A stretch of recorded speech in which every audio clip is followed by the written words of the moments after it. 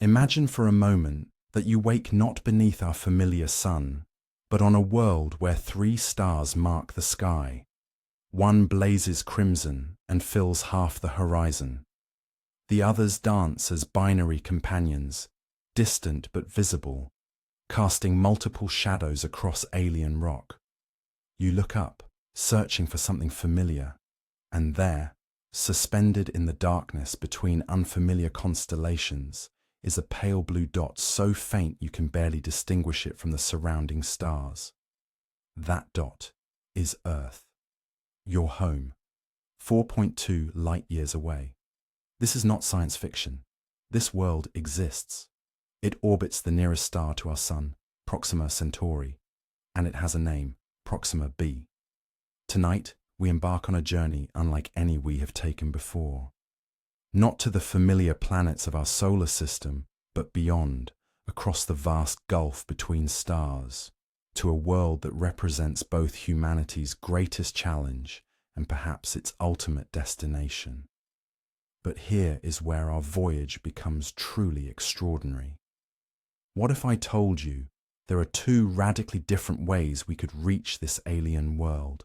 Two journeys so fundamentally distinct that they would reshape not just how we travel, but what it means to be human. The first path, a generation ship, a vast ark carrying thousands of souls across 400 years of cosmic silence. Entire civilizations would be born, live, and die aboard this vessel. The people who arrive would be the great-great-great-great-grandchildren of those who departed, inheriting a mission they never chose, destined for a world they were taught about only in stories. The second path, 15 days.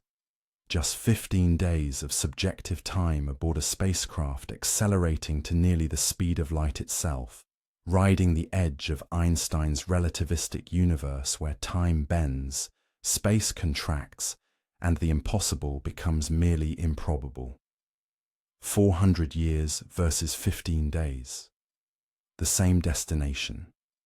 Two utterly different experiences of time, reality, and what it means to journey between the stars. How is this possible? The answer lies at the intersection of technologies that sound like fantasy, but rest firmly on the foundations of real physics. Antimatter engines that could theoretically achieve velocities approaching light speed. Generation ships that would become self-sustaining worlds, complete ecosystems drifting through the void. Time dilation so extreme that while 15 days pass for the travelers, centuries unfold for everyone left behind. Suspended animation, closed-loop life support, artificial gravity, and propulsion systems that would require us to harvest and contain the most volatile substance in the universe. These concepts push against the very limits of what we understand about physics, engineering, and human endurance. Yet they are not impossible. They are waiting, written in the mathematics of relativity and the blueprints of visionary scientists who dare to ask, what if we actually tried? Tonight, we will walk through both journeys in exquisite detail. We will explore what life would truly be like aboard a generation ship, where everyone you know will grow old and die before the destination arrives. We will examine the psychological architecture needed to sustain hope across lifetimes. Then we will shift perspectives entirely and experience a relativistic voyage where the universe itself seems to compress, where looking backward means seeing Earth-age centuries in what feels like days, where your return would mean coming home to a world where everyone you ever knew has been gone for thousands of years.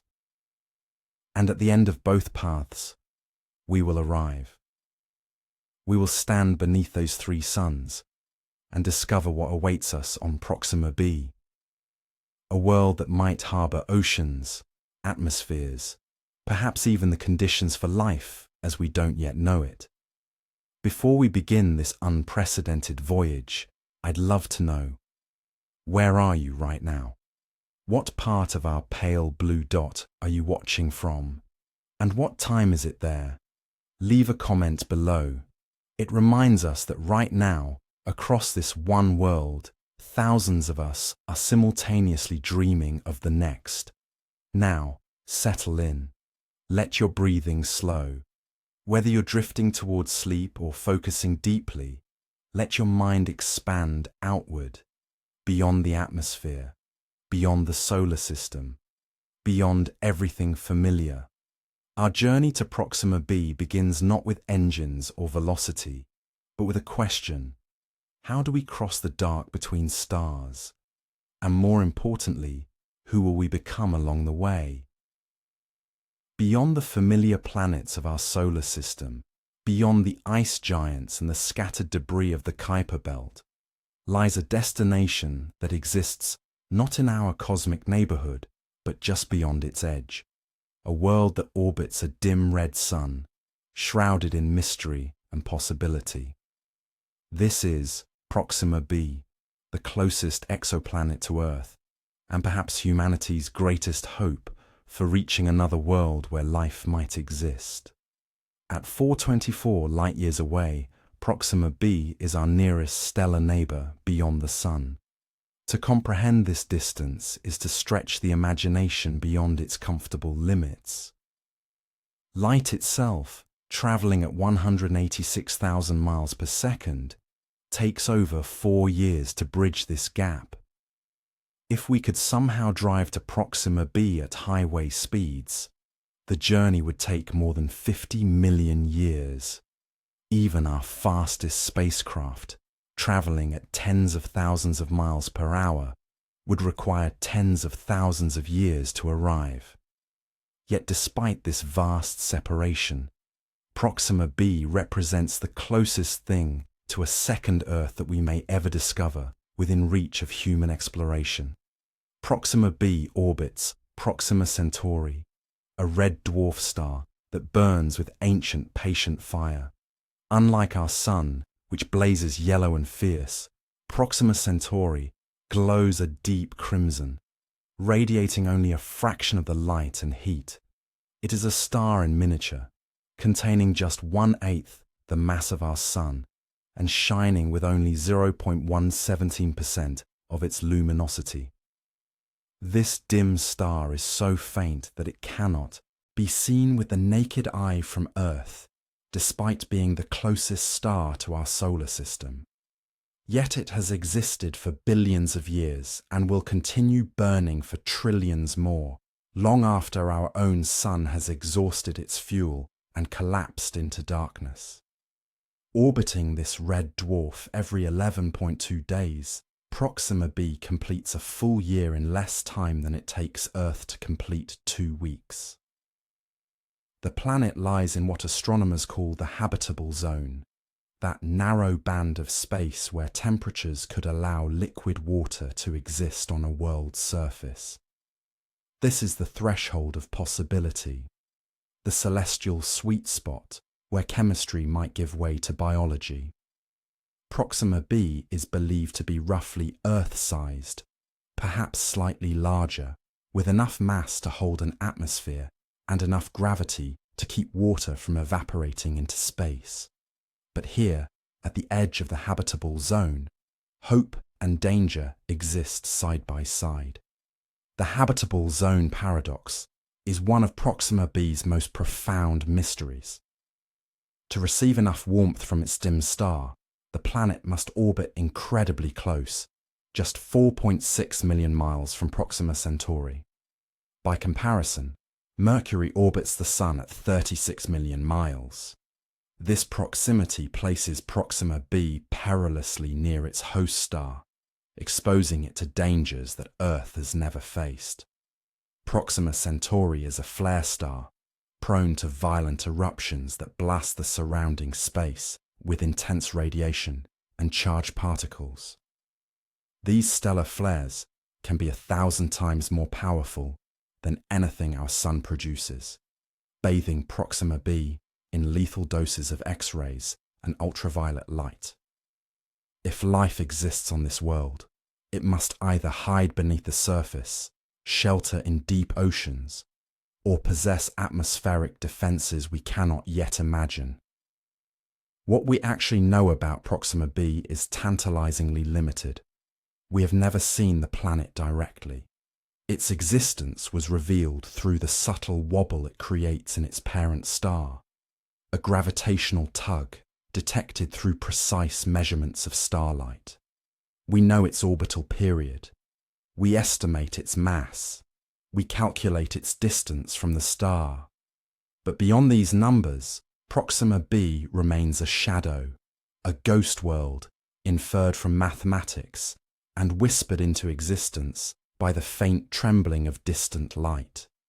Scientists speculate that Proxima b may be tidally locked, forever showing one face to its star, just as the moon shows one face to Earth. If this is true, then the planet exists in permanent division, one hemisphere bathed in endless crimson twilight, the other trapped in eternal, frozen night. Between these extremes, a narrow band of perpetual dawn might encircle the world, a twilight zone where temperatures remain stable and life, if it exists, might cling to survival. But we do not know if this is true. We do not know if Proxima b has an atmosphere thick enough to distribute heat around the planet, or if it possesses a magnetic field strong enough to shield it from the relentless stellar wind. These are the questions that make Proxima b not just a destination, but a riddle written in starlight. Recent discoveries have revealed that Proxima b is not alone.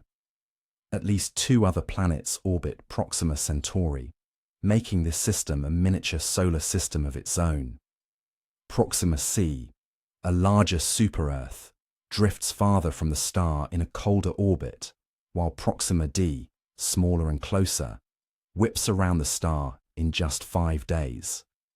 This growing planetary family suggests that world formation around red dwarfs may be common, and that the universe may be filled with systems like this, dim stars surrounded by rocky worlds waiting in the silence.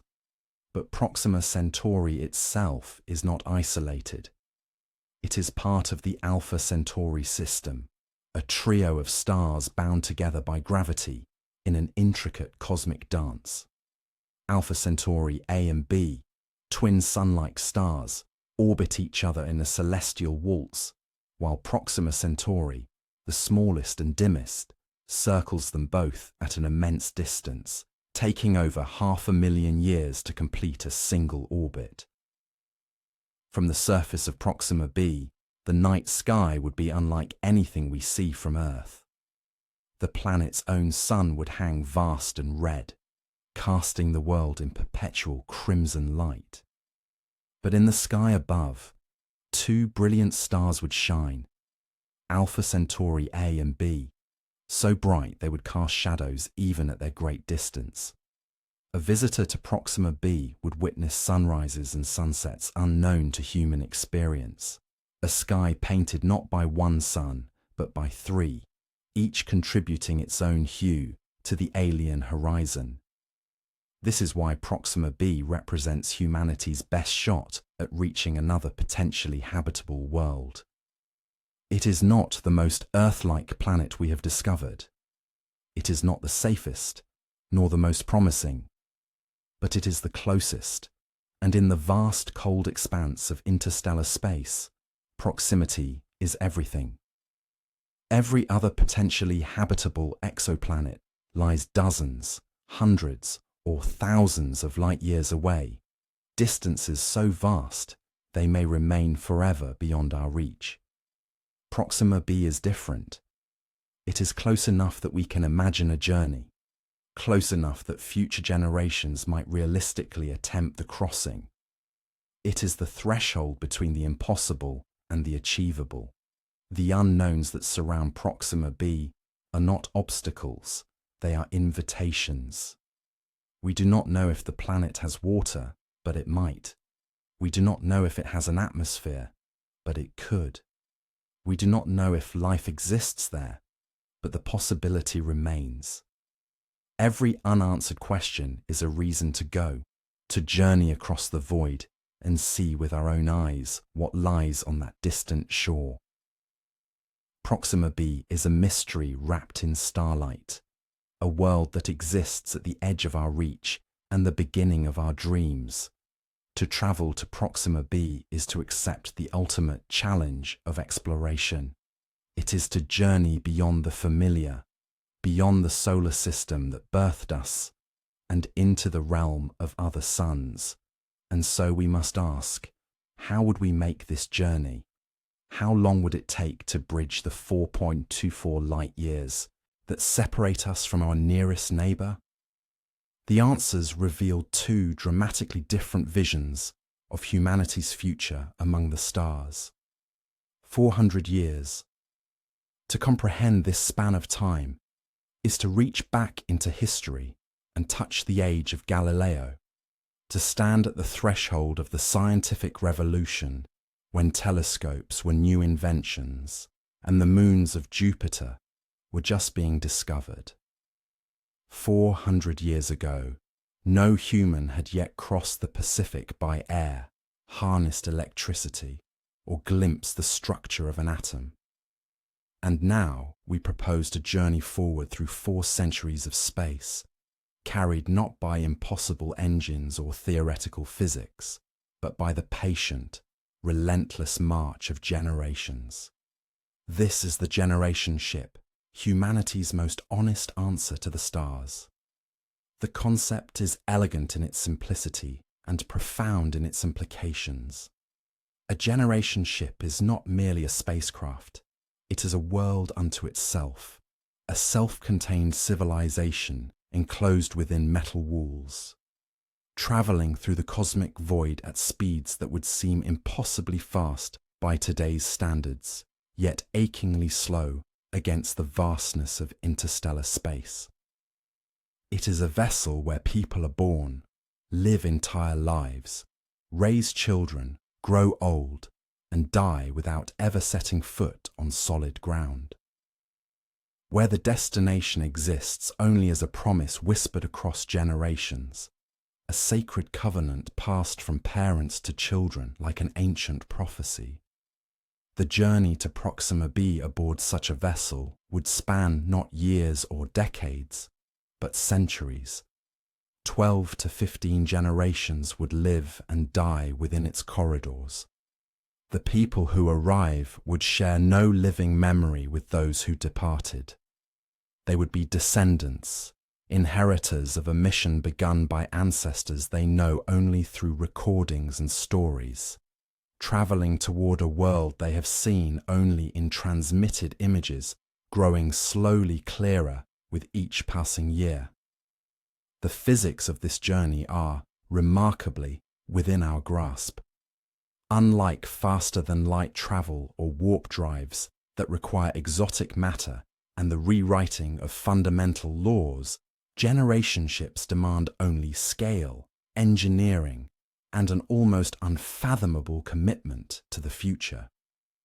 Throughout the mid-20th century, visionaries and scientists sketched blueprints for such vessels, and one proposal stood above all others in its audacious practicality: Project Orion. Conceived in the late 1950s by physicists including Freeman Dyson and Ted Taylor, Project Orion proposed a method of propulsion so startling it seemed like science fiction, yet was grounded entirely in known physics. The concept was nuclear pulse propulsion, detonating nuclear bombs behind a massive spacecraft, each explosion caught by an enormous shock absorber plate that would convert the blast into forward momentum. Bomb after bomb, thousands of them, propelling the vessel to velocities that conventional rockets could never achieve. Calculations suggested that such a ship could reach 10 to 15% the speed of light, making the journey to Proxima b possible in approximately 400 years. The engineering challenges were immense, but not insurmountable. The shock absorption system would need to withstand repeated nuclear detonations. The hull would need to be robust enough to protect its inhabitants from radiation. Yet nothing in the design violated the laws of physics. Project Orion was never built, halted by international treaties banning nuclear explosions in space and by the political climate of the Cold War. But it proves something essential: that humanity already possesses the theoretical knowledge to build an interstellar vessel. The scale of such a ship defies casual imagination. A true generation ship bound for Proxima b would need to be colossal, potentially miles in length and width. It would not resemble the sleek spacecraft of fiction, but rather a small city enclosed in metal and composite materials, rotating slowly to generate artificial gravity through centrifugal force. Aboard this vast structure would live thousands of people, perhaps tens of thousands, enough to maintain genetic diversity and sustain a functioning society across centuries. But population alone is insufficient. The ship must carry within it the essence of Earth itself. Vast agricultural sections would cultivate crops under artificial light, cycling nutrients through closed-loop systems where nothing is wasted. Water would be endlessly recycled, filtered, and purified. The same molecules drunk by the first generation, eventually consumed by the 12th. Forests and parks might grow in massive biodomes, providing not just oxygen but psychological relief. Green spaces where children could run and adults could remember that life once flourished beneath an open sky. Animals, insects, bacteria, the entire web of life condensed and preserved within corridors and chambers, an ark carrying not just humanity, but the biosphere that sustains it. Every system must function flawlessly for 4 centuries. Redundancy becomes not just important, but sacred. Machinery must be repairable with resources available on board. Technologies must be understood deeply enough that future generations can maintain and improve them. Knowledge itself becomes a cargo as precious as food or water, libraries of information stored in formats that will remain accessible centuries hence. Engineering manuals and agricultural treatises preserved with the same reverence ancient civilizations reserved for holy texts. The propulsion systems would be marvels of sustained engineering. Whether using nuclear pulse propulsion, fusion rockets, or massive ion drives powered by onboard reactors, the engines would need to accelerate the enormous mass of the ship to a significant fraction of light speed, then sustain that velocity through the void. Reaching 10 to 15% of light speed is achievable with technologies we understand today or could develop within decades.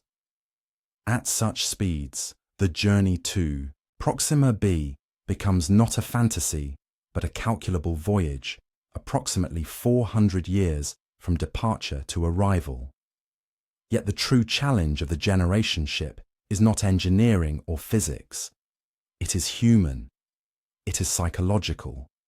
It is the profound, almost incomprehensible contract that the first generation must accept, that they board this vessel knowing they will never reach the destination. Their children will not reach it. Their grandchildren, their great-grandchildren, perhaps even their great-great-great-grandchildren will live and die in transit, surrounded by the same walls, breathing recycled air, watching distant stars that never grow visibly closer. What manner of courage does this require? What conviction? The first generation must believe so deeply in the mission that they are willing to sacrifice not just their own lives, but the lives of their descendants to a journey they will never see completed. They become gardeners planting trees in whose shade they will never rest. architects designing cathedrals they will never see finished. The journey itself becomes their destination, the act of traveling their purpose. And what of the generations born aboard the ship? They inherit a world of corridors and recycled air, where Earth is not a memory but a myth, a place of blue skies and endless horizons that exists only in recordings. Proxima b is equally abstract, a promise decades or centuries away. Their entire universe is the ship itself, its systems and schedules, its communities and conflicts. They must maintain technologies they did not build, pursue a mission they did not choose, live purpose-driven lives in a space that never changes beyond the slow creep of entropy and repair. Some would call this existence a prison. Others might see it as humanity's most profound act of faith in itself. The truth likely lies between these extremes, in the day-to-day reality of lives that are both ordinary and extraordinary. Birthdays and marriages, conflicts and reconciliations, discoveries and innovations, all unfolding within walls that travel through the void at a substantial fraction of light speed. This remains our most realistic path to the stars. While wormholes and warp drives exist only in theoretical equations and may require physics we do not yet understand or technologies that may be fundamentally impossible, the generation ship requires only what we have: materials, energy, knowledge, and the will to commit to a journey that transcends individual lifetimes. It is both romantic and sobering. Romantic because it represents humanity at its most ambitious and hopeful, willing to sacrifice everything familiar for the possibility of new worlds. Sobering because it demands we accept the true scale of the cosmos, that the stars are not destinations for tourists, but goals for civilizations, that to truly reach them requires us to think not in decades, but in centuries, not in individual lives, but in lineages. The generation ship transforms space travel from adventure into heritage. It asks us to become ancestors to the future, to plant seeds knowing we will never see the harvest. In this, it may represent not just a method of reaching Proxima b, but a fundamental evolution in how humanity thinks about itself. To build and launch a generation ship is to declare that we are no longer bound by single lifetimes, that our species can pursue goals that span centuries, that we can become truly starfaring, not through technological miracles, but through patient, multi-generational commitment to a distant promise. As we contemplate this 400-year voyage, we stand at a threshold as significant as any in human history. The question is not whether we can build such ships. The physics suggests we can.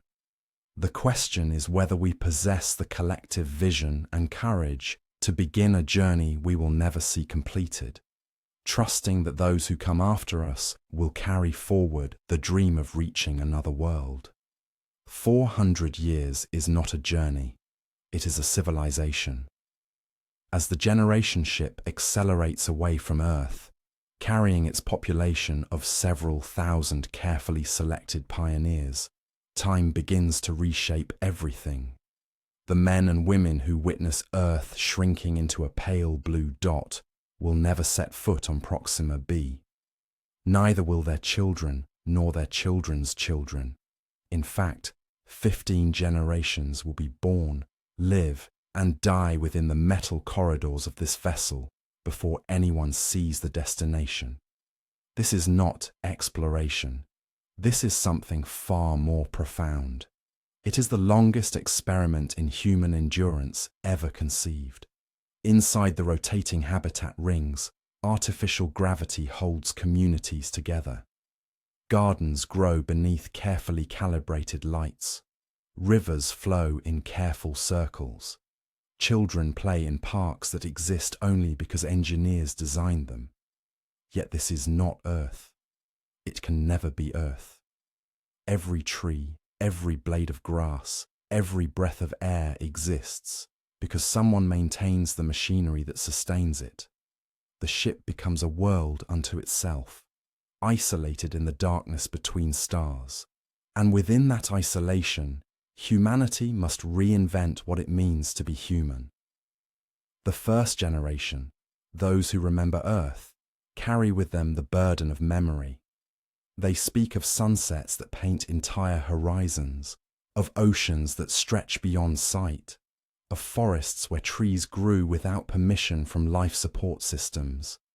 They hold on to photographs, videos, cultural artifacts, fragments of a world they chose to leave behind. But memory fades, and when they die, something irreplaceable dies with them. The second generation, born in transit, listens to stories of Earth with fascination, but they cannot truly comprehend a sky that has no ceiling, a horizon with no walls. By the third generation, Earth becomes mythology. Children learn about their ancestral home in schools, studying continents and cities the way ancient Greeks studied Troy, uncertain where history ends and legend begins. Teachers show them recordings of rainfall, but what does rain mean to someone who has only known recycled water flowing through designated channels? They watch documentaries of wildlife, but the concept of animals existing without human supervision seems almost magical. Earth transforms from a place into an idea, and ideas over time become stories, and stories become symbols. The middle generations face the most existential crisis of all. They are the inheritors of a journey they did not choose and will never complete.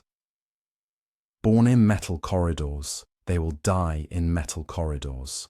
They will never walk on solid ground.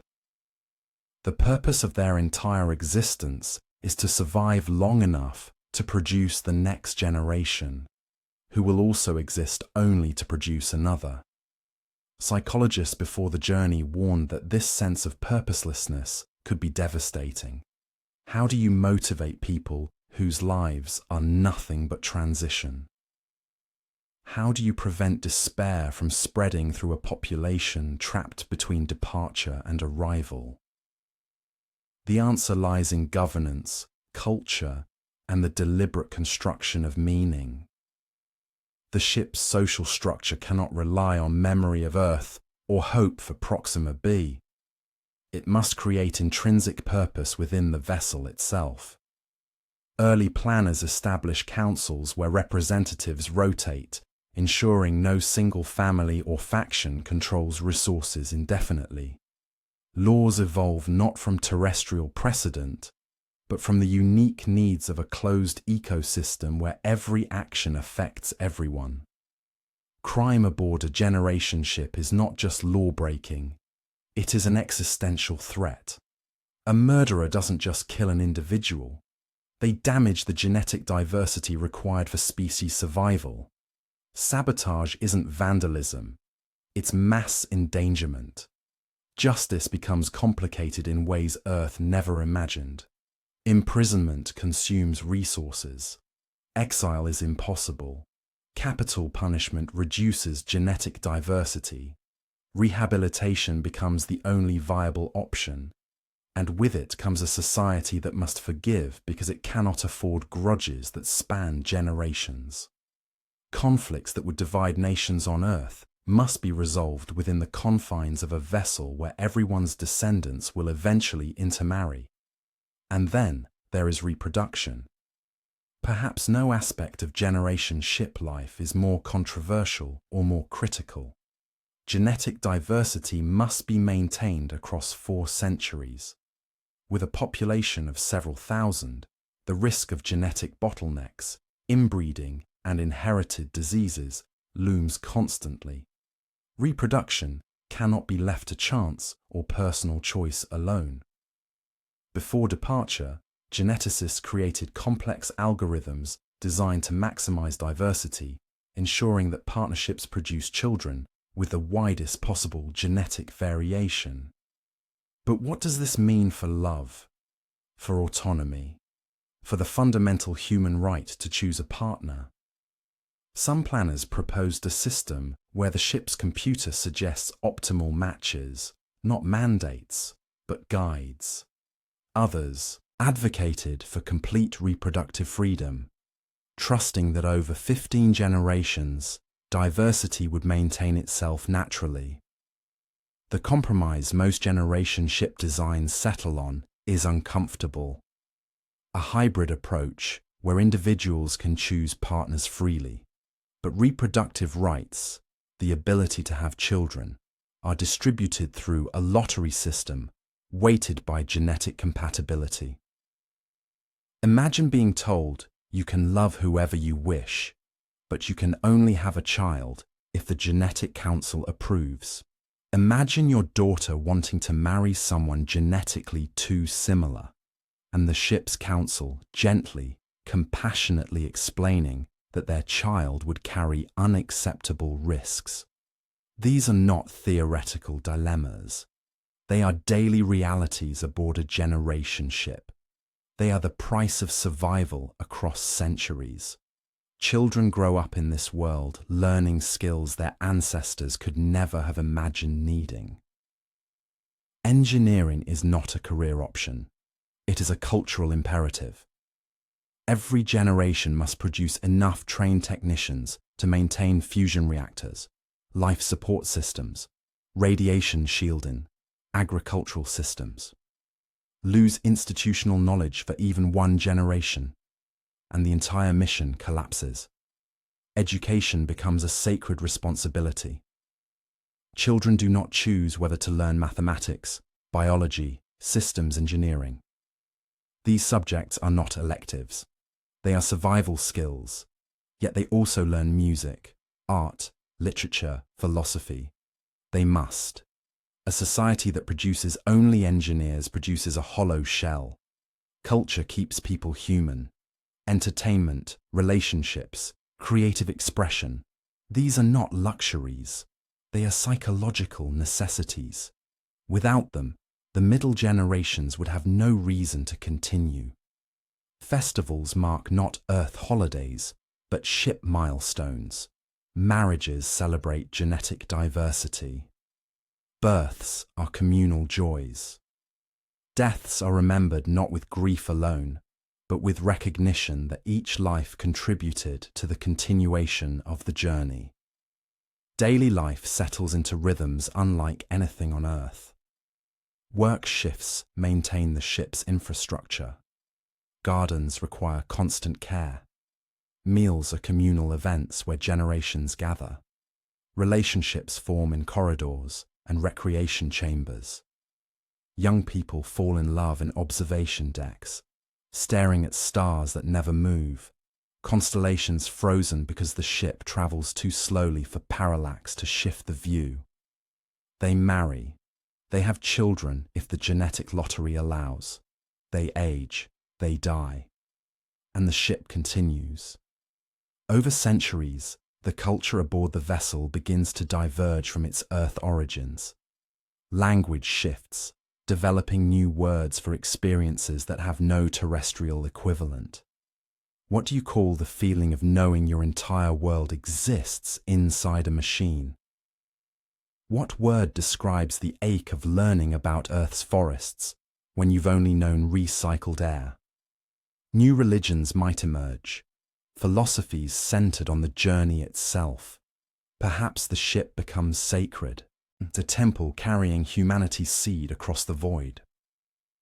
Perhaps the arrival at Proxima b becomes a religious prophecy, believed by some, doubted by others. Generation 8 or 9 might see the rise of ideological movements questioning the mission itself. Why continue? Why not turn back? Except turning back is impossible. The energy required to decelerate, reverse course and return would exceed what remains. This realization that the journey cannot be undone might trigger despair or might crystallize resolve. There is no return. There is only forward. Technology preservation becomes a sacred duty, passed down like religious texts. Manuals detailing every system aboard the ship must be maintained, understood, and taught. Digital archives must be redundantly backed up. Knowledge cannot be allowed to fade. One generation's failure to train the next could result in catastrophe a century later when critical systems fail and no one remembers how to repair them. Mentorship becomes formalized. Master engineers take apprentices. Scientists train successors. Every field of expertise must have continuity plans spanning decades. As the journey nears its end, the final generations face a challenge unlike any before them. They must prepare for arrival. People who have only known controlled environments must ready themselves for a world with weather, with unpredictable terrain, with possibly hostile biology. The last children born aboard the ship will be the first to walk on Proxima B. They will breathe air not recycled through filters but produced by an alien ecosystem. They will see a sky not projected on screens but vast and open above them. Training for this transition begins generations before arrival. Simulators recreate what planetary life might be like. Physical conditioning prepares bodies for gravity that doesn't come from rotation. Psychological preparation tries to ready minds for infinite horizons after lifetimes spent within walls. But can you truly prepare someone for a world they've never experienced? Can you train instincts for an environment no human has ever encountered? 400 years is not measured in days. It is measured in generations, in births and deaths, in cultures that emerge and evolve, in languages that shift, in knowledge preserved and wisdom gained. The journey to Proxima B aboard a generation ship is not just a voyage across space. It is a journey through time itself, through the full breadth of human experience, compressed into a vessel traveling through endless night. And when the ship finally enters orbit around Proxima B, when the arrival generation looks through viewports at a real world, solid and turning beneath them, they will carry with them not just their own experiences, but the accumulated hopes, dreams, sacrifices, and memories of 15 generations. They will be ambassadors not from Earth, but from the ship itself, a civilization born in transit, arriving at last at the destination that gave their existence meaning. This is what 400 years means. Not a journey, but a legacy. Not exploration, but transformation. And in the silence of the void, time does not pass. It accumulates. Now we turn to a journey so radical, so audacious, that it exists at the boundary between science and dreams. The 15-day voyage to Proxima B, a journey not of generations, but of mere days. To accomplish this is to break through one of the universe's most fundamental barriers, to approach the cosmic speed limit itself, to travel at velocities so extreme that the very fabric of space and time begins to bend around us. This is not a journey we can embark upon today, or tomorrow, or perhaps even for centuries to come. But it represents the ultimate aspiration of human technological achievement, the moment when we transcend our crawling pace through the cosmos and learn to truly fly among the stars. At the heart of this impossible voyage lies a single requirement: speed. Not just speed measured in thousands of miles per hour, but speed so incomprehensible that it must be measured as a fraction of light itself. To reach Proxima B in 15 days, we must accelerate to approximately 99.9% the speed of light, perhaps even faster. At such velocities, A spacecraft would traverse the entire distance between Earth and the Moon in just over a second. The journey from our Sun to Proxima Centauri, which takes light itself 4.24 years, would compress into days. But how do we approach such speeds? What force in the universe could propel a vessel containing human lives to velocities that make our fastest rockets appear motionless by comparison? The answer may lie in the most powerful energy source known to physics: antimatter. In the depths of particle accelerators and cosmic ray collisions, matter and antimatter meet and annihilate in bursts of pure energy. When a particle encounters its antimatter counterpart, both are converted entirely into energy, according to Einstein's equation E mc2. This is not merely an energy source, it is the energy source, the most efficient conversion of mass to energy possible in our universe. Nuclear fusion, which powers the Sun, converts less than 1% of mass into energy. Antimatter annihilation converts 100%. Imagine a spacecraft engine where controlled streams of matter and antimatter meet in a carefully contained chamber. The resulting explosion, channeled and directed, creates thrust of unimaginable power. Every kilogram of fuel yields energy, equivalent to dozens of hydrogen bombs, yet released in a continuous, controllable stream. This is not science fiction, it is physics, constrained only by our ability to produce and store antimatter in quantities large enough to power an interstellar journey. But here, we encounter our first profound obstacle. Antimatter does not exist naturally on Earth. It must be created, particle by particle, in the most sophisticated laboratories humanity has built. Currently, creating a single gram of antimatter would take millions of years with our existing technology and would consume more energy than human civilization has used in its entire history. To fuel a 15-day journey to Proxima b, we would need tons of antimatter, perhaps hundreds of tons. The energy requirements are staggering beyond comprehension. Accelerating even a small spacecraft to near light speeds would require energy measured not in megawatts or gigawatts, but in quantities that dwarf the annual energy production of our entire planet. Some calculations suggest that a single antimatter-powered journey to Proxima b might require energy equivalent to several years of Earth's total energy output, concentrated into the fuel reserves of a single vessel. This is why such a journey represents not just an engineering challenge, but a civilizational milestone, one that would require humanity to harness energy on scales we have barely begun to imagine. Yet antimatter propulsion is not the only path to the stars. Other equally revolutionary concepts exist at the frontiers of physics and engineering. Consider the laser sail, a concept brought to public attention by the Breakthrough Starshot initiative. Instead of carrying fuel, a spacecraft consists of an ultra-thin reflective sail, mere atoms thick, propelled by powerful laser arrays stationed in space or on Earth. These lasers, working in concert, focus their combined energy onto the sail, accelerating it through pure photon pressure.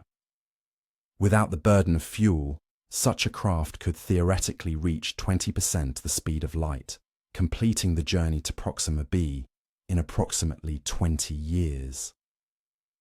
While not our 15-day target, it represents a pathway that might be achievable within centuries rather than millennia. Or perhaps we turn to the fusion ramjet, a theoretical engine that would gather hydrogen atoms from the thin interstellar medium itself, fusing them for propulsion as it travels. The spacecraft would function like a cosmic vacuum, its immense electromagnetic field sweeping up fuel from the space ahead, converting it to thrust through continuous fusion reactions. Such a vessel would not run out of fuel as long as it travelled through regions of space containing hydrogen. It would be an engine fed by the universe itself. And then there are concepts that push beyond known physics into the realm of theoretical possibility. The Alcubierre warp drive, named for physicist Miguel Alcubierre, proposes not moving through space, but contracting space itself in front of the spacecraft while expanding it behind, creating a bubble of normal space-time that surfs across a wave of distorted geometry. The ship itself would never move faster than light locally, yet it would traverse interstellar distances in impossibly short times. This concept requires exotic matter with negative energy density, substances that may or may not exist, physics that dances along the edges of what general relativity permits. Each of these approaches represents centuries, perhaps millennia, beyond our current capabilities. They exist in the territory where advanced engineering meets theoretical physics, where mathematics suggests possibilities that technology cannot yet realize. But let us imagine we have solved these problems. Imagine we possess the antimatter, the energy systems, the propulsion technology. Now we face the engineering challenges of traveling at 99.9% the speed of light. At such velocities, the universe itself becomes hostile. Individual hydrogen atoms in the thin interstellar medium, normally harmless, become deadly projectiles. At near light speeds, a single atom carries the kinetic energy of a bullet. A speck of dust becomes equivalent to an exploding grenade. The spacecraft would need shielding of unprecedented sophistication, perhaps powerful magnetic fields extending thousands of miles ahead of the vessel, deflecting particles before they could strike, perhaps layers of sacrificial armor designed to vaporize and absorb impacts, perhaps something we have not yet conceived. Navigation becomes equally complex. At these speeds, light itself behaves strangely. Due to relativistic effects, stars ahead of the spacecraft would appear compressed. Their light blue shifted into intense radiation. Stars behind would redshift toward invisibility. The familiar constellations would distort beyond recognition. Course corrections, which take hours or days to implement, must account for the fact that the spacecraft covers millions of miles in seconds. There's no room for error, no possibility of slowing down to recalculate. The journey is committed from the moment of departure, and then there is time itself. At 99.9% the speed of light, time dilation becomes profound. While the crew experiences 15 days of travel, decades might pass on Earth. The travelers would return to a world transformed, to a planet where everyone they knew has aged while they have not, where technology has advanced, where history has unfolded in their absence. This is not merely a journey through space, but a journey through time itself, forward into Earth's future, with no possibility of return to the present they departed from. This is the price of speed. This is what it means to approach the cosmic limit. The 15-day journey to Proxima b represents the pinnacle of what humanity might one day achieve. It is a vision that exists at the intersection of known physics and engineering ingenuity, a possibility constrained not by the laws of nature, but by the immense practical challenges of harnessing energies and technologies that remain theoretical. To build such a spacecraft would require not just advances in propulsion, but transformations in energy production, materials, science, computational physics, and our fundamental understanding of space-time itself, it would demand a civilization capable of collaborative effort on planetary scales, one that has learned to harness the power of stars. This journey is not impossible. It is merely distant, waiting in humanity's future like a destination we can glimpse but not yet reach. And in that waiting lies both challenge and promise. The recognition that the universe has set before us puzzles whose solutions will require us to become something more than we are today. As we contemplate this 15-day journey, we stand at a crossroads of imagination and physics, where the question is not whether such travel is possible, but when and what we must become to achieve it. Time becomes something else entirely at near light speed. It is no longer the steady, predictable river we have known since birth, but a flexible, mutable force that bends according to laws that defy human intuition. As our spacecraft accelerates toward 90% the speed of light, we enter a realm where physics transforms from theory into lived experience. This is not a journey measured merely in days and distance. This is a voyage through the very fabric of space-time itself. The phenomenon is known as time dilation, and though Einstein predicted it over a century ago, understanding it intellectually is vastly different from experiencing it in flesh and blood. For those aboard the spacecraft, 15 days will pass. 15 sunrises and sunsets by the ship's artificial clock. 360 hours of meals, sleep cycles, and routine observations. But on Earth, the clock ticks differently. Years pass, perhaps decades, depending on the precise velocity achieved. Family members age. Children grow into adults. The world transforms while the crew remains suspended in their brief moment of relativistic time. This is the twin paradox made manifest.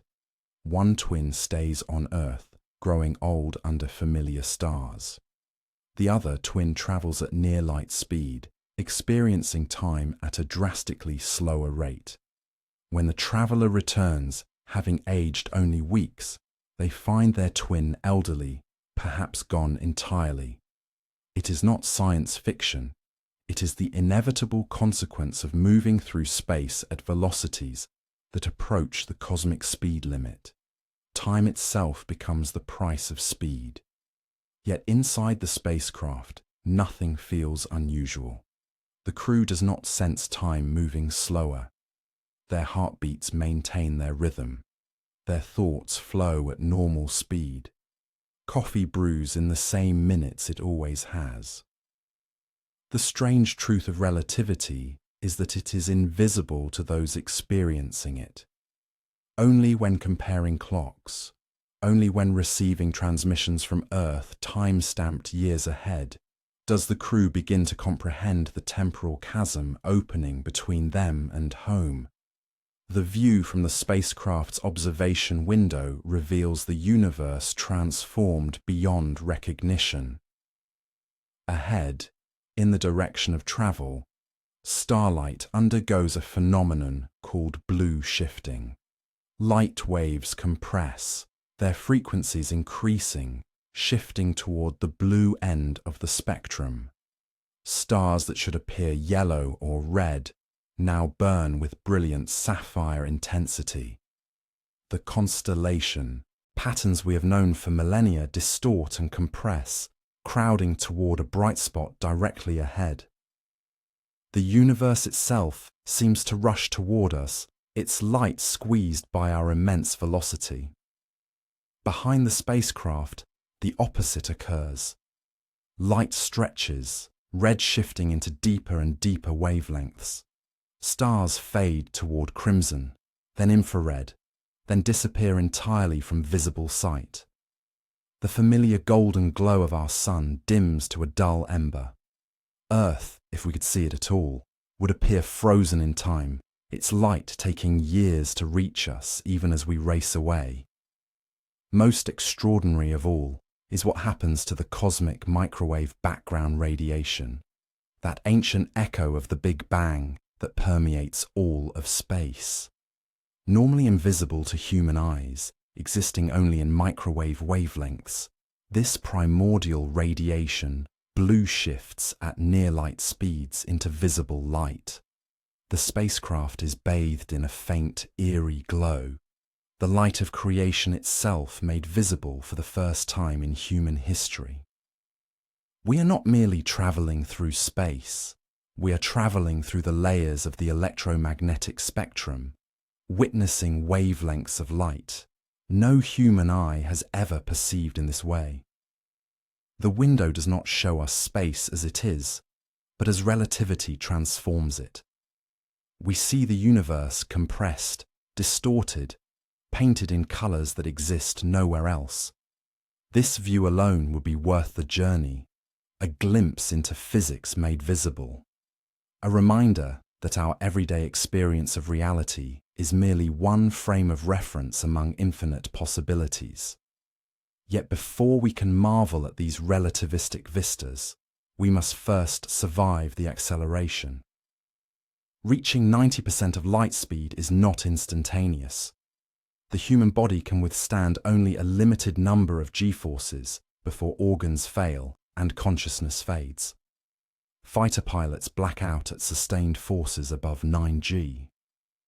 Even the most conditioned astronauts struggle beyond that threshold. To accelerate to near light speed instantaneously would generate forces measured in hundreds or thousands of Gs, liquefying human tissue in milliseconds. This means acceleration must be gradual. If we limit ourselves to a survivable 2G acceleration, roughly twice Earth's gravity, reaching our target velocity would require weeks of continuous thrust. Alternatively, revolutionary technology must be developed.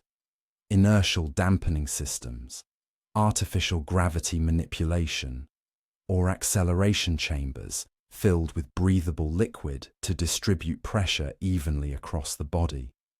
Without such breakthroughs, the crew would spend the first portion of their 15-day journey pressed into acceleration couches, feeling twice their normal weight, every movement exhausting, every breath labored. And then, at the journey's midpoint, the process reverses. The engines rotate and deceleration begins. The same crushing weight returns as velocity bleeds away, transforming kinetic energy into electromagnetic thrust that streams behind the spacecraft like a comet's tail visible across light years. The human cost of speed becomes undeniable. Muscles ache, bones feel heavy, sleep becomes difficult. And yet, the crew endures, knowing that on the other side of this discomfort lies an alien world that no human has ever touched. The psychological experience of this journey is perhaps more challenging than the physical. The crew is small, perhaps 6 to 12 individuals selected from millions of candidates. They have trained together for years, undergone psychological screening, learned to function as a seamless unit. Yet nothing can fully prepare them for the profound isolation of near light speed travel. During the journey, Earth recedes, not just in space, but in time. Radio transmissions sent from the spacecraft take years to arrive home. Messages sent from Earth take equally long to catch up to the speeding vessel.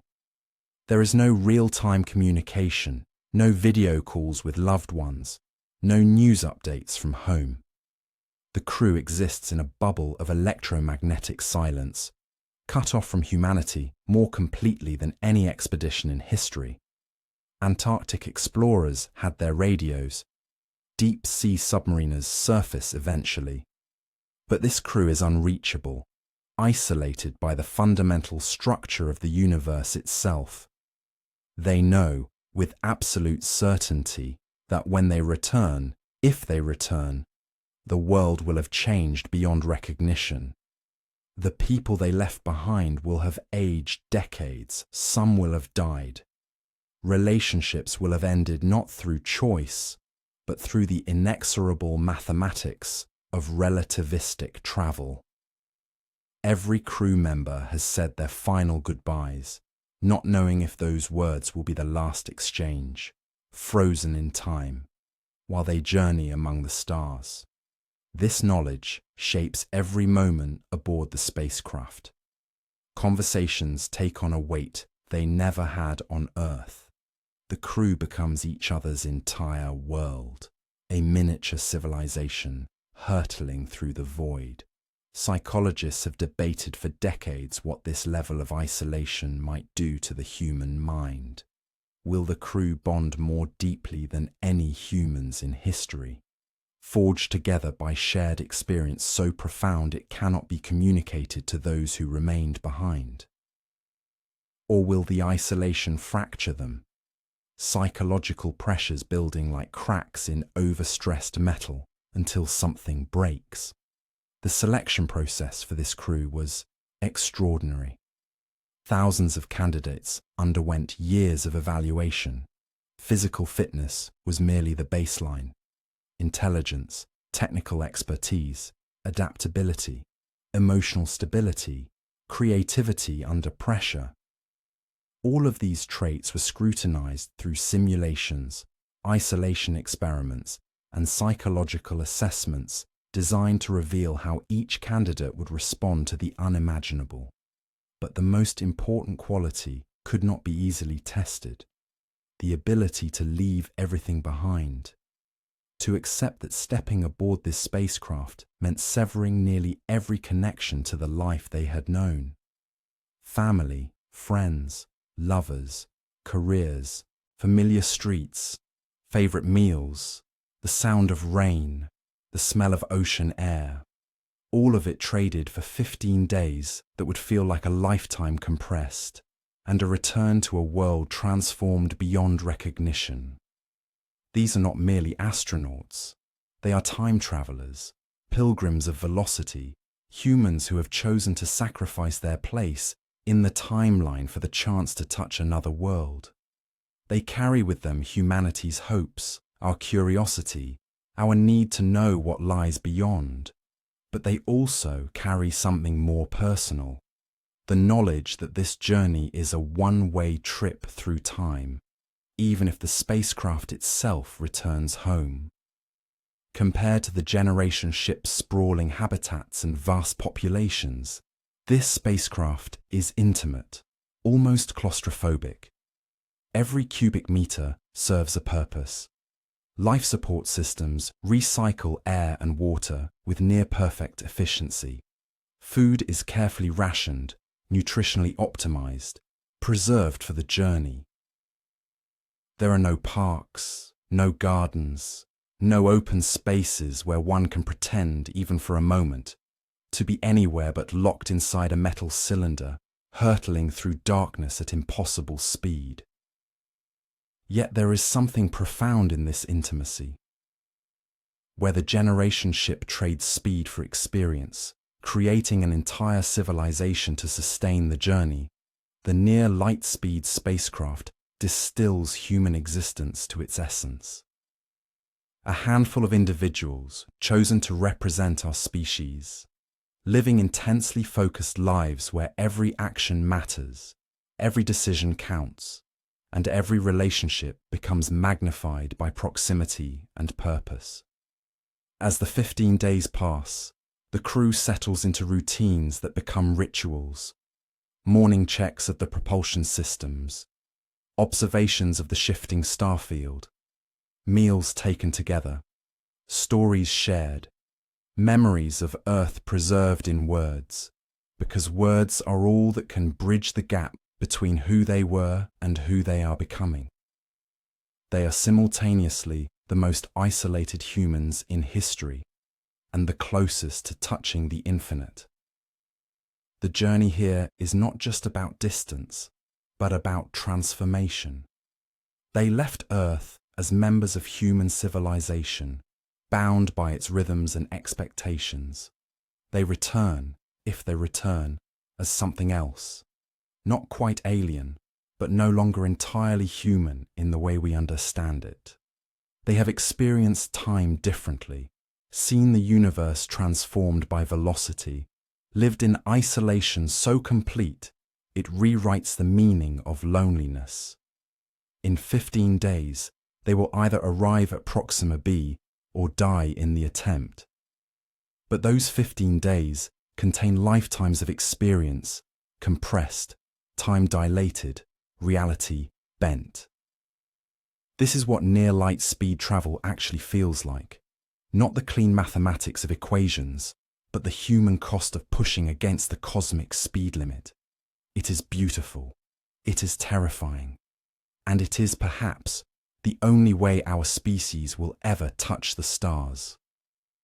Between Earth and Proxima, B stretches not merely distance, but danger. The void does not welcome travelers. It tests them with invisible forces and unforgiving physics. Whether we choose the patient crossing of centuries or the desperate sprint at near light speed, the cosmos presents hazards that do not discriminate. Some threats move slowly, accumulating over generations. Others arrive in fractions of a second with the force to obliterate entire vessels. Here, in the space between stars, survival is not guaranteed by technology alone. It requires understanding that we are crossing a domain where the universe itself becomes hostile. The first and most persistent threat is one we cannot see, cannot feel, and cannot escape: cosmic radiation. In the protective embrace of Earth's atmosphere and magnetic field, we live shielded from a constant bombardment of high-energy particles streaming through space. These particles, remnants of exploding stars, ejected from distant supernovas, travel at nearly the speed of light, piercing everything in their path. On Earth, we are safe. In interstellar space, we are exposed. For the generation ship traveling at conventional speeds over 4 centuries, radiation becomes a slow assassin. Every day, cosmic rays penetrate the hull, passing through walls, through water, through flesh. Over months, the damage accumulates. DNA begins to fracture, cells mutate, cancer rates rise among the crew. Children born in deep space may inherit genetic damage from parents whose very chromosomes have been rewritten by invisible particles. Shielding helps: layers of water, polyethylene, or regolith harvested from asteroids. But perfect protection is impossible without making the ship too massive to move.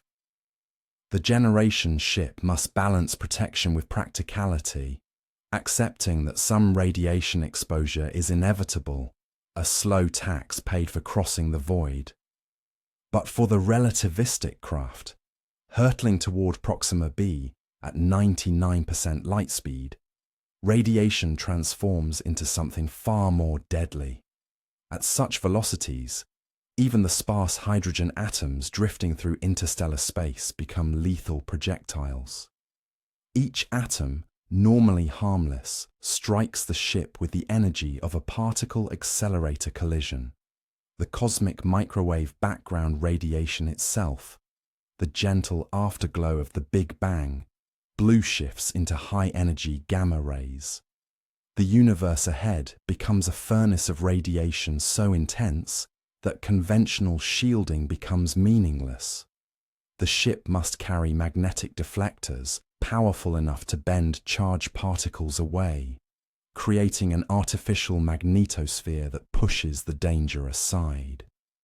Yet even then, neutral particles slip through, bombarding the crew with radiation doses that would be fatal in minutes without advanced protective systems. The 15-day journey compresses 4 centuries of radiation exposure into 2 weeks of unrelenting assault. Then there are the particles themselves, not atoms, but fragments, the dust and debris of space. Micrometeorites drift through the void, tiny grains of rock and ice, some no larger than sand, others the size of pebbles. For the generation ship, these pose manageable risks. At slower speeds, impacts damage but rarely destroy. Hull breaches can be patched. Redundant systems compensate for damaged components. The ship carries repair drones, spare parts, fabrication equipment to manufacture what cannot be stored. Time is on their side. They can pause, assess, rebuild. At relativistic speeds, there is no time.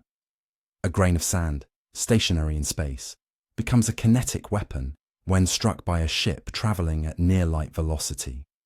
The energy of impact is catastrophic. A particle the size of a pinhead carries the explosive force of multiple tons of TNT. It doesn't merely puncture the hull.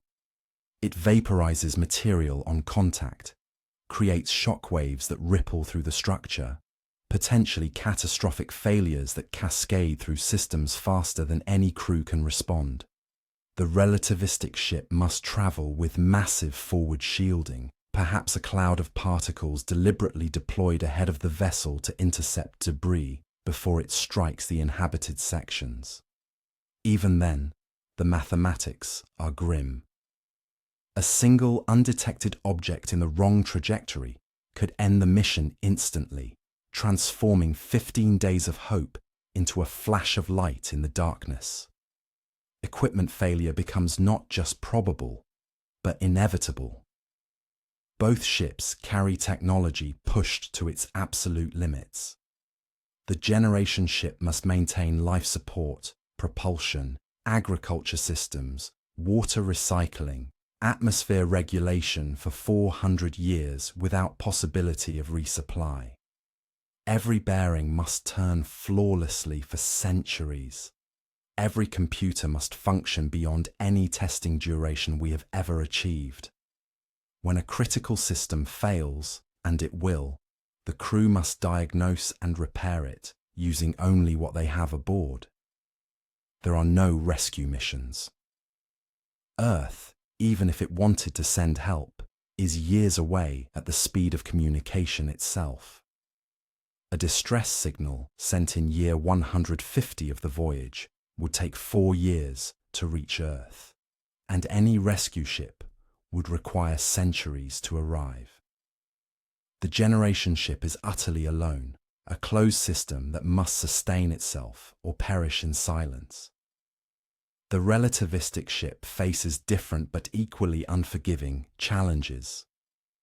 Its systems must withstand accelerations and energies no spacecraft has ever endured. The propulsion system, whether antimatter annihilation or fusion ramjet, operates at temperatures that melt conventional materials. Any failure during acceleration or deceleration could leave the ship unable to slow down, condemned to overshoot Proxima b and drift forever into the void beyond. Unlike the generation ship, there is no time to repair, no time to fabricate replacement parts. The 15-day window is absolute. Every system must function perfectly from launch to arrival, with redundancy built in, but knowing that some failure modes are simply unrecoverable at such speeds. Perhaps more insidious than physical dangers are the psychological ones. The generation ship crew, born into a world of metal walls and recycled air, must maintain purpose across lifetimes. Generations 3, 4, and 5 have never seen Earth, never felt wind, never stood beneath an open sky. Earth becomes myth. Proxima b becomes an abstract promise their great-grandchildren might witness. The overview effect, that profound shift in consciousness astronauts experience seeing Earth from space, transforms into something darker when Earth becomes invisible entirely. When the blue marble fades to a point of light indistinguishable from stars, when the solar system itself recedes into memory, The human mind confronts isolation unlike any our species has known. Depression, nihilism, the question of why continue, these become existential threats as dangerous as radiation. Maintaining social cohesion, purpose, and mental health over centuries requires systems we have barely begun to understand. The relativistic crew faces compressed but equally intense psychological strain. From their perspective, only 15 days pass, but they know that outside their time-dilated bubble, decades elapse on Earth. Everyone they knew before launch ages, dies, is forgotten. The universe they return to, if they return, will have moved on without them. They are temporal exiles, cut off not by distance, but by the strange mathematics of Einstein's relativity. The isolation is total and absolute. Medical emergencies take on existential dimensions. On the generation ship, a doctor falls ill, and who replaces them? Medical knowledge must be preserved, transmitted, practiced continuously across centuries. Genetic diversity becomes critical. A population bottleneck, too many births from too few parents, leads to inherited diseases that compound over generations. Surgical equipment fails. Pharmaceuticals degrade. Radiation-induced cancers multiply faster than treatments can adapt. The ship must carry the entire accumulated medical knowledge of humanity. Frozen embryos to maintain genetic diversity, synthetic biology labs to manufacture medicines, and still, some emergencies will be untreatable. On the relativistic craft, a single severe injury could compromise the entire mission. 15 days allows no time for recovery, no time for surgical rehabilitation. The crew must arrive functional or not at all. Navigation itself becomes a profound challenge. Proxima Centauri is 25 trillion miles away, and it is moving. The entire stellar neighborhood orbits the galactic center at hundreds of miles per second. The target is not fixed. It drifts. The ship must plot a course, not to where Proxima b is now, but where it will be years from now, accounting for the motion of stars, the gravity of intervening masses, the cumulative errors that magnify over vast distances. Miss by even a fraction of a degree early in the journey, and the ship could arrive light years off target with no fuel to correct. Both vessels navigate through moving space toward a moving target, relying on measurements taken from Earth decades or centuries before arrival, hoping the universe cooperates. And beneath all these dangers lies the ultimate risk, the possibility that haunts every calculation and every dream. What if Proxima b is uninhabitable? What if its atmosphere is toxic, its surface scoured by radiation from stellar flares, its conditions utterly incompatible with human life? The generation ship has committed 4 centuries. Entire generations have lived and died for a destination they may never be able to set foot upon. The relativistic craft has burned energy equivalent to civilizations, pushed physics to its breaking point, only to arrive at a world that cannot sustain them. There is no contingency for this failure, no backup destination within reach, no return journey possible with remaining fuel. Both ships would face the same impossible choice: attempt to survive in orbit around an alien world that rejects them, or drift onward into deeper space.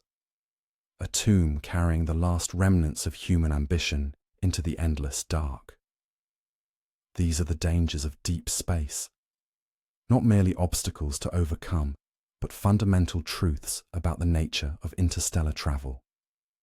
The void does not forgive errors. It does not offer second chances.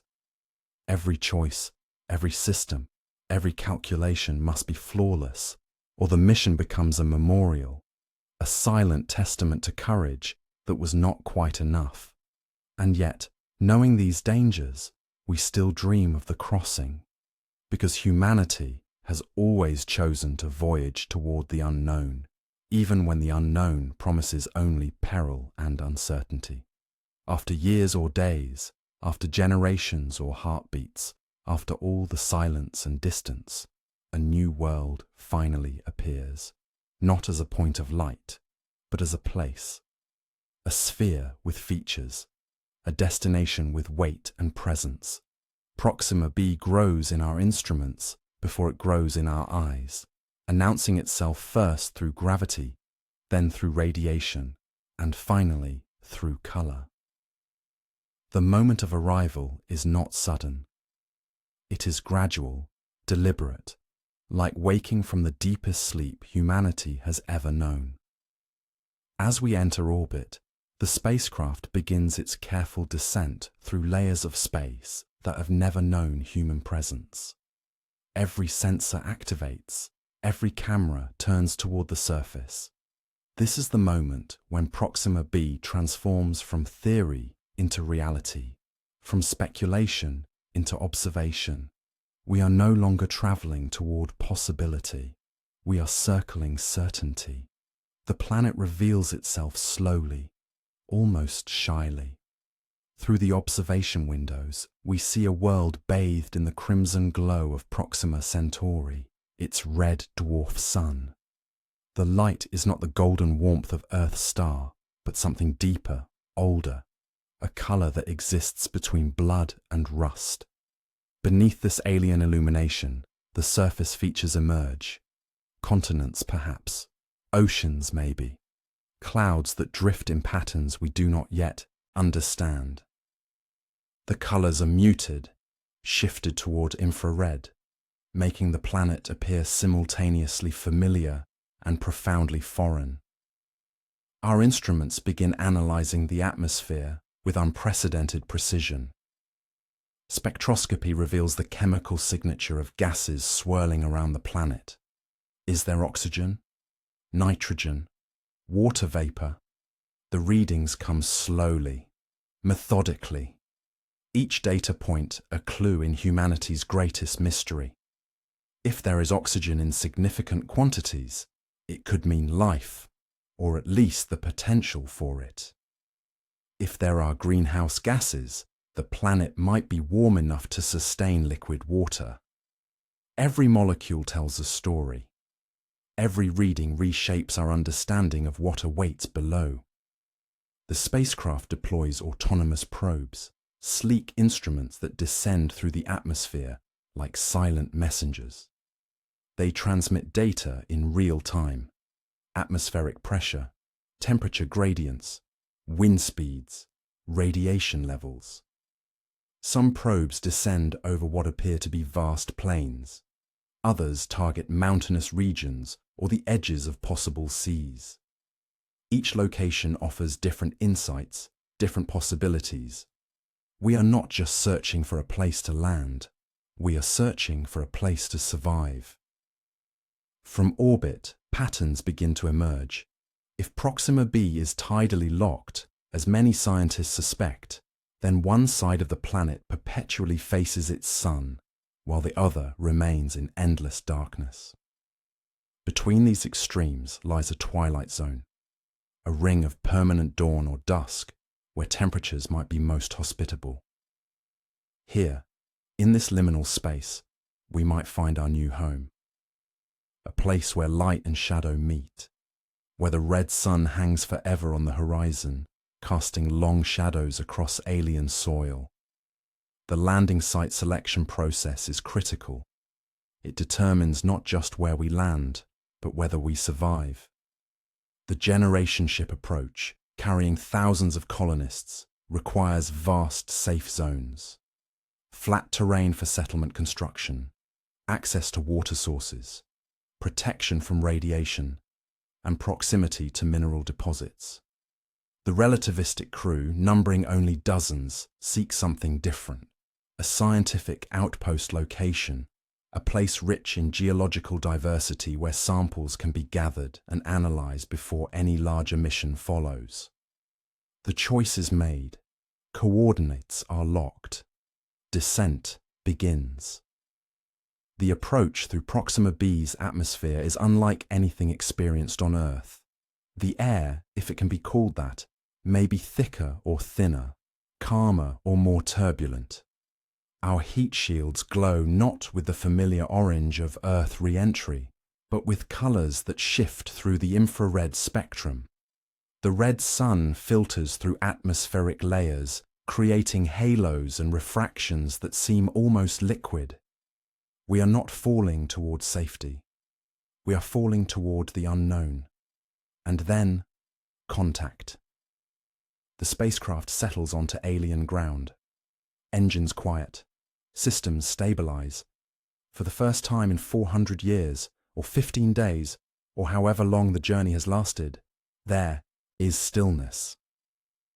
Absolute, profound stillness. We are no longer travelers. We are arrivals. The first view of the surface is overwhelming.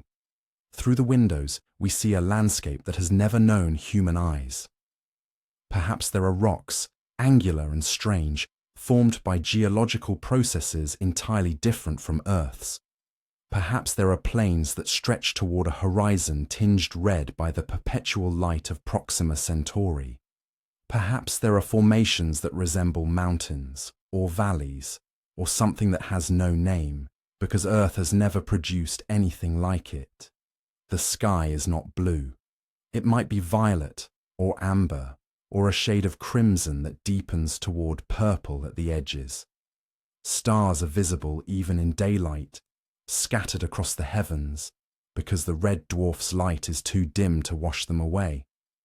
One of those stars, impossibly distant yet achingly familiar, is our sun. From here, Sol is just another point of light, indistinguishable from thousands of others. Earth, humanity's cradle, is invisible, lost in the cosmic distance. The first steps outside are ceremonial, but they are also practical. For the generation ship colonists, thousands emerge, a community ready to build, ready to transform this alien world into a new home. They carry with them tools, seeds, technologies refined over centuries of travel. They are not explorers conducting reconnaissance. They are settlers, claiming destiny. For the relativistic crew, the moment is quieter but no less profound. A handful of suited figures descend the ramp, their boots touching soil that has waited 4.24 light-years to be disturbed. Every step is measured. Every sample collected with reverence. They are scientists first, historians second, and pioneers only by necessity.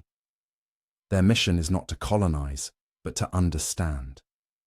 To confirm what instruments suggested, to prepare the way for others who will follow. Immediate survival challenges dominate the first hours. Habitats must be established, whether sprawling settlements or compact research stations. Power systems activate, drawing energy from solar panels tuned to capture the red dwarf's specific wavelength, or from nuclear generators brought from Earth. Life support systems cycle the local atmosphere, testing, filtering, analyzing. Can we breathe here? Or will every breath for the next 100 years require machinery? Water sources are identified. If Proxima B has liquid water, it becomes humanity's most precious resource. If not, ice must be melted, or water synthesized from hydrogen and oxygen extracted from the soil. Every resource must be confirmed, tested, secured. This is not tourism. This is colonization at its most fundamental level. The alien day-night cycle reshapes human perception of time. If the planet is tidally locked, there is no sunrise, no sunset, only the eternal position of the red sun fixed in the sky. Humans must adapt to perpetual twilight, or retreat into habitats where artificial rhythms replace the natural cycles that governed life on Earth for millions of years. Sleep becomes arbitrary. Clocks become essential. Time itself must be redefined. Yet despite the strangeness, despite the challenges, there is something profound happening. With every breath taken through a filtered mask, with every structure assembled on foreign soil, with every seed planted in alien dirt, humanity is evolving. We are no longer a single world species. For the first time in our existence, humans stand on two worlds simultaneously.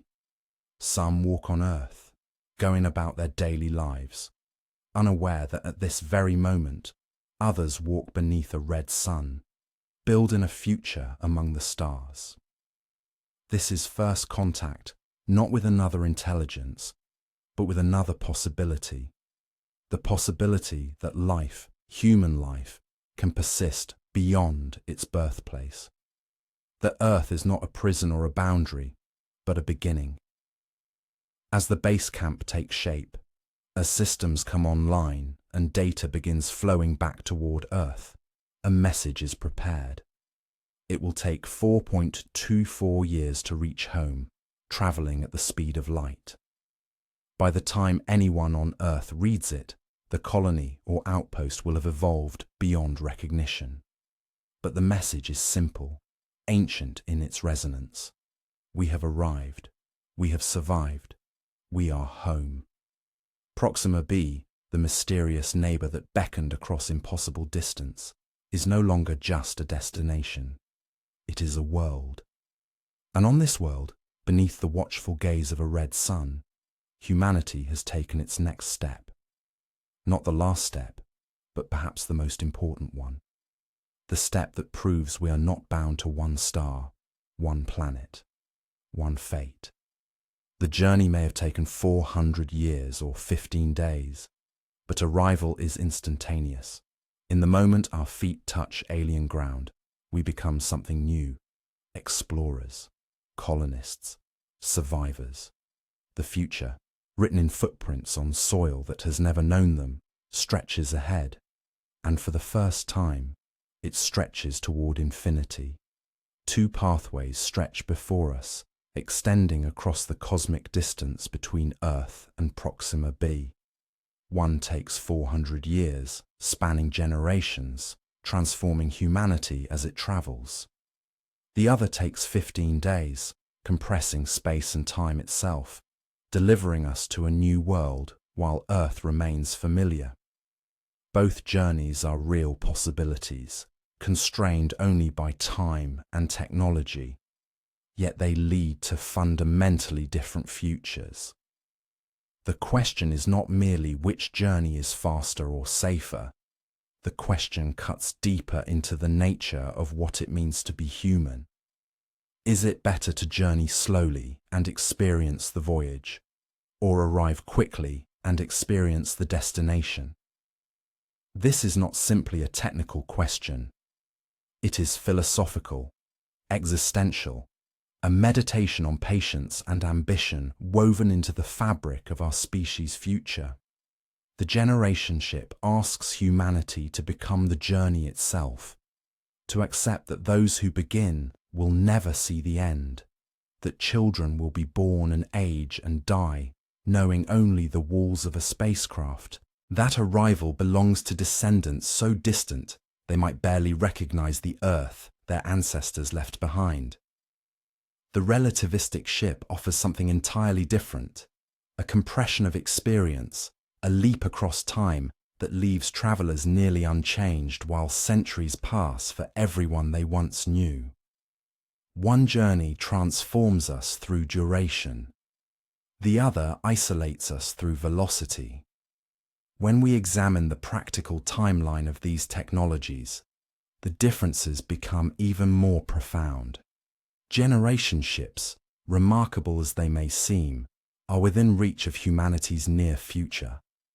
Within 100 to 200 years, we could conceivably construct vessels capable of sustaining human life across centuries. The engineering challenges are immense, certainly, but they are challenges of scale and sustainability rather than fundamental physics. We understand closed-loop life support systems. We comprehend artificial gravity through rotation. We know how to shield against radiation and maintain genetic diversity across generations. Every component of a generation ship exists within the boundaries of known science. It is a matter of commitment, resources, and the collective will to attempt something that spans beyond any single lifetime.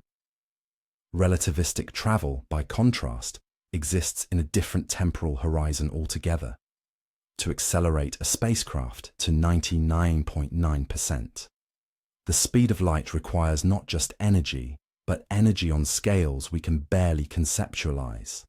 Antimatter propulsion, fusion ramjets, light sails powered by Earth-based lasers. These technologies remain theoretical, their challenges rooted in physics we have not yet mastered. Conservative estimates suggest that true relativistic travel might require 500 to 1,000 years of technological advancement beyond our current capabilities, perhaps more. The infrastructure alone, the ability to generate and direct power equivalent to entire stars, places this technology in a future so distant it may as well be science fiction. And yet, it is not impossible. It is simply waiting, patient in the equations that describe our universe, ready for a civilization mature enough to wield such forces. The outcomes of these two approaches could not be more different. A generation ship creates something unprecedented, a branch of humanity that diverges the moment it leaves Earth's orbit. Cut off from rapid communication, isolated by distance and time, the inhabitants of a generation ship would develop their own culture, their own language patterns, their own social structures adapted to life in an enclosed world. By the time they arrive at Proxima b, they would not simply be travelers from Earth. They would be something new, Proxima humans, star people. A culture forged in the void, shaped by the unique pressures of multi-generational spaceflight. They might view Earth not as home, but as ancient history, a mythical origin whose significance fades with each passing generation. Their biology, too, would begin to change. In the low-gravity environment of a rotating habitat, bones might become lighter, muscles might adapt to different physical demands. Genetic drift, even with careful population management, would create subtle differences. After 400 years, 12 to 16 generations depending on reproductive patterns, the humans who step onto Proxima b might be genetically and culturally distinct enough to represent a new branch of our species. Not quite a different species, but something divergent, a variation of humanity adapted to the unique crucible of interstellar space. They would carry Earth's legacy, but they would no longer be entirely of Earth. Relativistic travel offers the opposite scenario. Those who travel at near-light speeds arrive with memories of Earth still fresh, their bodies aged by mere days or weeks, while centuries have passed at home. They maintain a direct connection to the civilization that launched them, though that civilization may have evolved beyond recognition during their subjective moments of travel. These travelers are ambassadors of a specific moment in human history, time capsules who step out of one era and into another. They would bring contemporary Earth culture to Proxima b, establishing a colony that reflects a snapshot of human civilization rather than an evolved variant. Yet they would also face profound displacement, a temporal isolation as complete as the generation ship's spatial isolation. Everyone they knew would be long dead. The Earth they return messages to, if they return messages at all, would be inhabited by people separated from them by an uncrossable gulf of time. But perhaps the most intriguing possibility is not choosing between these approaches, but combining them. Imagine a strategy where generation ships depart first, carrying the pioneers who will spend 400 years crossing the void. Then, as decades pass and technology advances, faster ships are constructed, ships that take 200 years, then 100 years, then 50 years. Each wave of travelers arrives at Proxima b sooner than the last, potentially overtaking the original generation ship entirely. The first to leave could be the last to arrive, finding a thriving colony already established by those who departed centuries after them. This scenario creates a peculiar dynamic. Do the generation ship inhabitants, who sacrificed everything, who endured the longest journey, deserve priority upon arrival? Or do the later arrivals, who possess more advanced technology and more recent knowledge from Earth, take precedence? It is a question that has no easy answer, one that challenges our assumptions about fairness, sacrifice, and the nature of exploration itself. In this multi-mission approach, Proxima b does not receive a single colony, but wave after wave of human expansion, each group bringing different perspectives, different technologies, different relationships to the Earth they left behind. What these journeys reveal about human nature is perhaps their most profound aspect. The generation ship represents something deeply noble, a willingness to sacrifice personal fulfillment for the benefit of future generations. Those who board a generation ship knowing they will never reach Proxima b demonstrate a form of patience and long-term thinking that challenges our modern culture of instant gratification.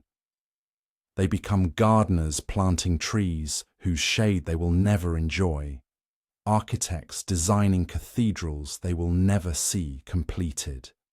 This is humanity at its most selfless, willing to endure for a purpose that extends beyond individual lives.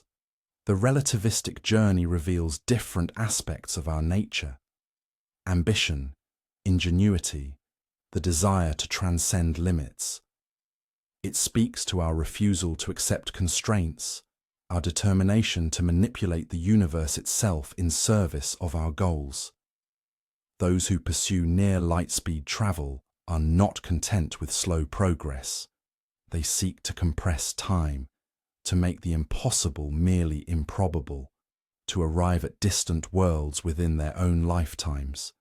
This is humanity as conqueror of physics, as master of technology, as species unwilling to wait for what evolution alone would provide.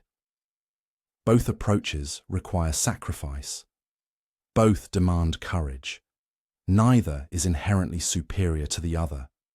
They are different expressions of the same fundamental human drive, the need to explore, to expand, to reach beyond the familiar toward the unknown. Today, these possibilities are beginning their transformation from theory to reality. Projects like Breakthrough Starshot represent humanity's first tangible steps toward interstellar travel. Announced in 2016 and backed by visionaries including Stephen Hawking and Yuri Milner, Breakthrough Starshot aims to send tiny light-sail spacecraft to Alpha Centauri at 20% the speed of light. These probes, no larger than postage stamps, would be accelerated by powerful Earth-based lasers, reaching Proxima b in approximately 20 years. While these are not crewed missions, they prove that the principles of relativistic travel are within our grasp. The technology required, laser arrays capable of combining their power to propel spacecraft, material science to create sails that can withstand intense radiation and acceleration. These challenges are being actively researched. Other initiatives explore generation ship concepts. Biosphere experiments test closed-loop life support, Studies of isolated communities examine the psychological dynamics of multi-generational isolation. Each advance, whether in propulsion, life support, or social engineering, brings both types of journey closer to reality. The inspiring truth is this: whether the journey takes 400 years or 15 days, both pathways prove the same fundamental reality. Humanity's destiny extends beyond our solar system. We are not a species meant to remain on a single world, orbiting a single star. The fact that we can even contemplate these journeys, that we can calculate trajectories and design life support systems and solve the equations that govern near light speed travel, reveals something profound about what we are and what we might become. Proxima b waits in the darkness, patient and unknowing. Whether we arrive there slowly, transforming ourselves through the journey, or quickly, bringing Earth with us in memory and culture, the arrival itself represents a threshold moment for our species. The first humans to set foot on a world orbiting another star will mark the beginning of something unprecedented, the birth of humanity as a truly spacefaring civilization. The question of which journey represents our true future may have no single answer. Perhaps our future contains both, and more besides. Perhaps we are destined to become a species that explores in every way possible, some traveling slow and changing with the journey, others racing ahead on beams of light, still others discovering methods we cannot yet imagine. In the end, the choice between 400 years and 15 days is less important than the choice to go at all. Both journeys are statements of intent, declarations that humanity will not be confined, will not be limited, will reach toward the stars regardless of the cost or the time required. In that determination, in that willingness to commit to journeys that span beyond individual lives or compress time itself, we find our truest nature. We are explorers. We are dreamers. We are builders of impossible ships bound for impossible destinations. And whether the journey takes centuries or days, we will arrive. And so we arrive at the end of our cosmic exploration, standing at the threshold between two radically different futures. Behind us lies the path of the generation ship, a 400-year odyssey spanning lifetimes, where children are born in transit, where entire civilizations rise and fall within the corridors of a vessel sailing through infinite darkness. Ahead lies the theoretical pathway of near-light speed travel, a 15-day sprint through space-time itself, where physics bends, time dilates, and the universe contracts into a journey so brief it defies comprehension.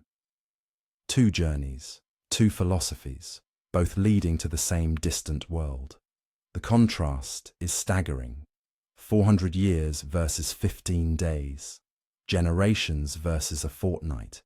In one scenario, humanity becomes something new, adapting to life between worlds, evolving culturally, and perhaps even biologically during the voyage.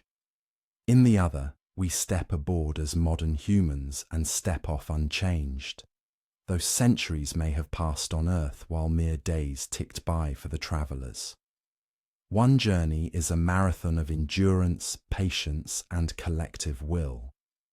The other is a sprint through the very fabric of reality, requiring technology we can barely imagine and energy reserves that dwarf anything our civilization has ever harnessed. Yet here is the extraordinary truth that unites both visions. Proxima b is real. Right now, at this very moment, it orbits its red dwarf star, approximately 4.24 light-years away. Its surface exists. Its atmosphere, if it has one, swirls with winds we have never felt. Its skies, if clear, display constellations no human eye has witnessed.